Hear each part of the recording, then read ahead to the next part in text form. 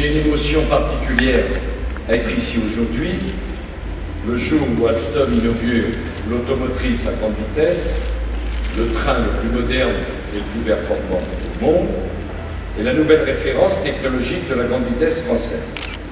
L'événement vaut bien une grand-messe politico-industriello-médiatique, la présentation à La Rochelle du train du futur, l'AGV, avec le président de la République en personne. On se serait presque cru au jour du Seigneur, avec dans le rôle du Messie évidemment Nicolas Sarkozy, particulièrement à l'aise sur ses talonnettes, lui qui a largement contribué à sauver Alstom en 2004, alors qu'il était ministre des Finances. D'ailleurs, son discours a majoritairement tourné autour de lui.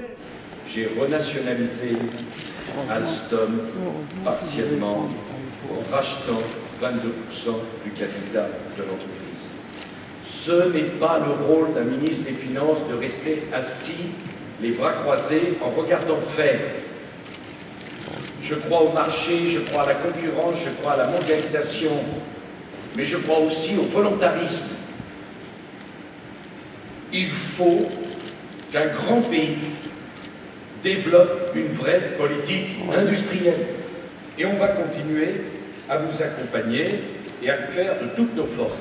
Nicolas Sarkozy assure donc qu'il fera tout pour le succès de l'AGV, l'automotrice à grande vitesse en partie conçue à Étré, prévue pour rouler à 350 voire 360 km/h. Écolo, une propulsion répartie dans chaque wagon, donc plus besoin de motrices, donc plus de passagers qui auront plus de place et moins de bruit. Bref, une nouvelle révolution pour Alstom.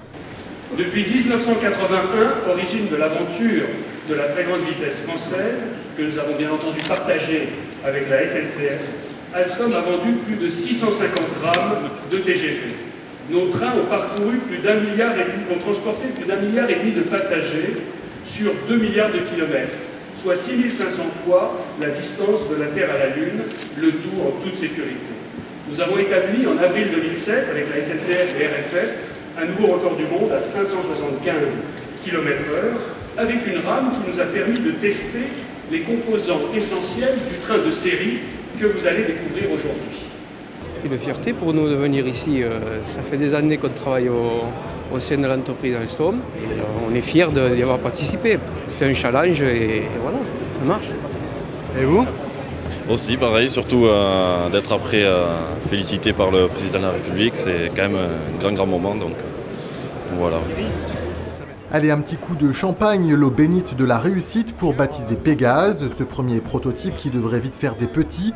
L'Italie a déjà commandé 25 rames et la France, elle, pourrait voir l'AGV sur ses rails en 2014, si Dieu le veut.